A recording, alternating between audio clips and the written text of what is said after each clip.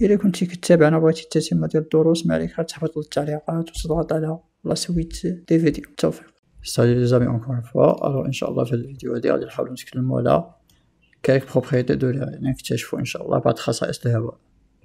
اذا هاد الاكسبيريونس هادي غادي تساعدني باش نستوعب هاد المسألة بشكل افضل، وغادي تبين ليا بزاف الامور اللي كتعلق بالخصائص ديال الهواء. سي كلير. الوغ هادي هي لاكتيفيتي. عندنا اون سورانغ هي مكبس اولا حقنة. سي كلير. حقنة خاوية ما فيها حتى شي حاجة لداخل، مليئة بيان سيغ افيك لير. شتي لير سيتادير الهواء. و بطبيعة الحال الرأس ديال هاديك الحقنة لاصق فيه واحد المانومتر، واحد ماذا المانومتر. إذن هاد الحقنة هادي بالنسبة لهاد الحالة فهي الحالة العادية ديالها، مازال ما درنا ليها حتى شي افي. ابخي سا في لوكا نيميرو اون بوش لو بيستون، يعني داك المكبس ديال الحقنة كندفعو اون بوش لو بيستون. هادشي في لوكا نيميرو لاحظتو. دونك ملي كندفع المكبس كنلاحظ حتى المانومتر تيتحرك، الإبرة ديالو كتحرك. نفس الشيء بالنسبة للوكا نيميرو دو، اون تيغ لو بيستون، العكس ديال اون بوس. اون تيغ سيتادير كنسحبو البيستون. لاحظتو. دونك بيان سيغ حتى الإبرة ديال المانومتر كتغير. سي كلير. إذا في التجربة ديالنا بسيطة غادي نحاولو إن شاء الله نجاوبو على بعض الأسئلة باش نستوعبو الفكرة بشكل أفضل، ونستطيعو في الأخير نخرجو بواحد الخلاصة اللي فيها بعض الخصائص ديال الهواء. سي كلير. الوغ هادو هما الأسئلة. إذا عندي 4 الأسئلة أساسية نحاول نكتشفهم. إذا أول سؤال يبقى بسيط جدا. أكوا سيغ أن مانومتر؟ أكوا سيغ أن مانومتر؟ إذا السؤال بسيط اللي هو ما فائدة المانومتر؟ دائما إلا طحت في واحد الكيستيون بيان سور كنستعمل بيسي، كنستعمل التليفون، كنستعمل شي أداة اللي ممكن تساعدني، فما فيها باس نمشي نبحث. سي كلير. كتبو هنايا باغ اكزومبل ان مانومتر. شوفو الهدف ديالو، هانتقرا معايا ويكيبيديا. ان مانومتر est un instrument servant à mesurer une pression. المانومتر هو واحد الجهاز ولا واحد الأداة، الدور ديالو أنه كيساعدك باش تحسب لا بريسيون. سي كلير.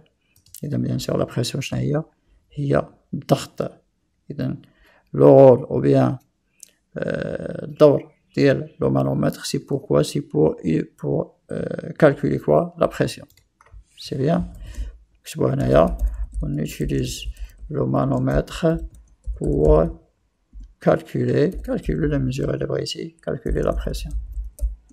C'est clair. C'est bien.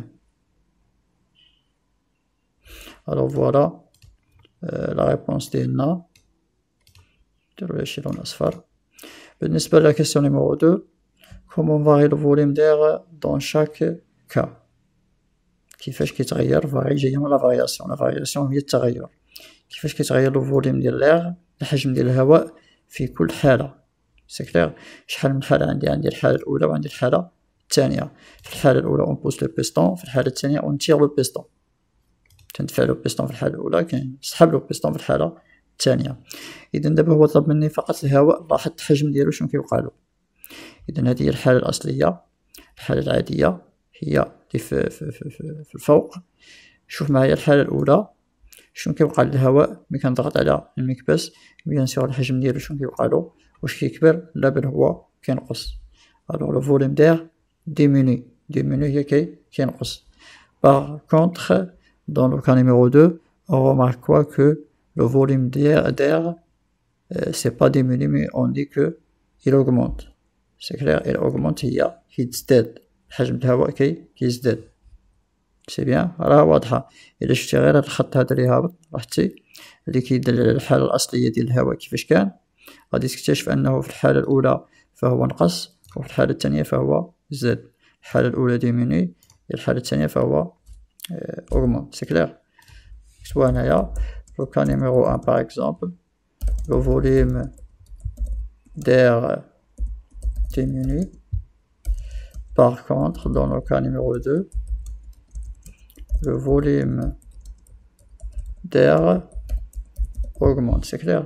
نجيو نشوفو هادو نديرو لهم une couleur comme ça. C'est bien. Alors, maintenant, pour faire la question numéro 3, maintenant, on va essayer de observer la pression. Alors, dans la question numéro 2, on a observé le volume. Maintenant, on va observer la pression.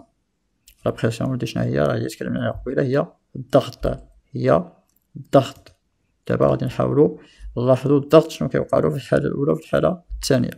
بيان سور ملي كنتكلم على الضغط فانا كنتكلم على اداه مانومتر. نشوف معايا الاداه المانومتر في الحاله الاصليه وشوف شنو وقع ليها في الحاله الاولى وفي الحاله الثانيه. اذا في الحاله الاصليه شفتوا الابره كيفاش دايره على بواحد الاشكال متقطعه، لاحظتوا.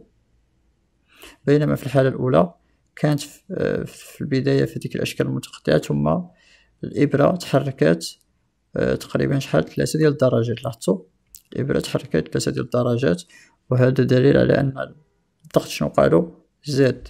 دليل على ان الضغط زاد. سي كلير. شوف معايا الحاله الثانيه، لو مانومتر كان هنا الابره متقطعه في الحاله الاصليه. دونك شنو قال الابره؟ قصات بيان سور تقريبا بشي 3 ديال الدرجات كذلك. اذا في الحاله الاولى زاد وفي الحاله الثانيه نقص. سي كلير. نجي نكتبوا هادشي هذا. وكان نيميرو 1 لا pression d'air bien sûr augmente. Par contre, le cas numéro 2, la pression d'air diminue. C'est clair. راه واضحة، ما تحتاج شي حاجة اللي هي خصني نفكر فيها بزاف ولا شي حاجة كومسا، مي راه واضحة. كنلاحظوا أنه في الحالة الأولى الضغط زاد، راه الإبرة زادت لقدام، وفي الحالة الثانية الضغط نقص، راه الإبرة رجعت للور. السؤال الأخير، سي كوا لا غولاسيون اونتر لا بريسيون اي لو فوليوم؟ واش كاينة واحد العلاقة؟ لا غولاسيون هي العلاقة. واش كاين واحد العلاقة ما بين لا بريسيون وما بين لو فوليوم؟ بيان سور كو كاينة. كيفاش غادي نعرفو أنها كاينة؟ لاحظ معايا، إلا شفنا في لو فوليوم شنو غادي نلقاو أنه في الحالة الأولى نقص، وبالنسبة لا بريسيون غادي نلقاو أنه في الحالة الأولى زاد. شوف معايا في الحالة الثانية، إلا شفنا الحالة الثانية غادي نلقاو أن الحجم زاد وشنو وقع لا بريسيون نقص. إذا شنو كتلاحظ هنايا؟ كتلاحظ أن الآخر ملي كيمشي كيزيد، الآخر كينقص، والآخر ملي كينقص الآخر كيزيد. إذا هاد لا غولاسيون هادي شنو هو لو تيب ديالها؟ كنقولو أن بيناتهم هذا علاقة عكسية. علاقة عكسية هي غولاسيون انفيرس. سي كلير. ألوغ par exemple c'est une relation inverse. سي كلير. نكتبو أن علاقة عكسية. علاش هو أستاذي عكسية؟ بحيث الآخر إلا زاد الآخر كينقص، الآخر إلا نقص الآخر كيزيد. سي بيان. إذا هاد الأسئلة هادو غادي يساعدونا باش نفهمو الخصائص ديال الهواء بشكل أكبر. إذا أهم خاصية بالنسبة لينا اللي غادي نحاولو أننا نستنتجوها من هنايا هي قابلية الهواء على الانضغاط. وشنو اللي كيدل على أن الهواء قابل للانضغاط؟ هو لا بريسيون. إذا لا بريسيون بطبيعة الحال حنايا استعملنا أداة باش نحاولو نحسبوه في كل حالة. لقينا أن لا بريسيون شنو كيوقعلو؟ كيزيد وكينقص. هذا دليل على ماذا؟ دليل على أن لا بريسيون ملي كيزيد فالهواء كينضغط، وأن لا بريسيون ملي كينقص فالهواء ماشي كينضغط، وإنما العكس ديال الانضغاط كنقولو كيتمدد. فهمتوا الفكرة؟ كيتمدد. بحال مثلا هنايا إلا لاحظتي في الحالة الأولى إلا شفنا الضغط لقيناه زاد، ألور شنو وقع للهواء؟ الهواء راه انضغط. دونك بما أن الهواء انضغط دونك شنو وقع الضغط زاد. والعكس ديالو في الحالة الثانية، شنو وقع للهواء؟ ماشي تضغط وإنما تمدد. سي كلير. الهواء تمدد، وبما أنه تمدد الضغط عليه نقص. واضح هادشي هذا؟ إذن هادو هما أول خاصيات خصني نعقل عليهم، هو أن الهواء قابل للانضغاط والتمدد.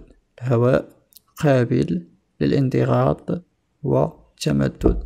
L'air est compressible et expansible. C'est bien. L'air est compressible et aussi expansible. compressible هي قابل للانضغاط، expansible هي قابل للتمدد. أجيو نكتبو هاد الخلاصة هادي. خلاصة بسيطة جدا ما فيها حتى شي صعوبة، خصك فقط تستوعبها، وبيان سور برهن عليها على دو مانومتر. سي كلير. Alors l'air bien sûr هو الهواء. l'air est compressible et expansible. c'est clair. compressible نشوف واش يخليني نكتب هنا بالعربية. compressible هي قابل للانضغاط. expansible هي قابل للتمدد. c'est clair. إذا هذا نديروه مثلا باللون الأخضر، وهذا نديروه باللون مثلا الأحمر. c'est clair. إذا هادو هما أهم خاصيات خصك تعقل عليهم أستاذي بالنسبة لخصائص الهواء. فالهواء هو قابل للانضغاط وقابل للتمدد. إلا أنايا ضغطتو فهو كينضغط، ولا أنا جبدتو فهو كيتمدد كما شفتو هنايا في التجربة اللي وضعناها قدامكم. التوفيق على بروشان فيديو إن شاء الله. ميرسي بوكو.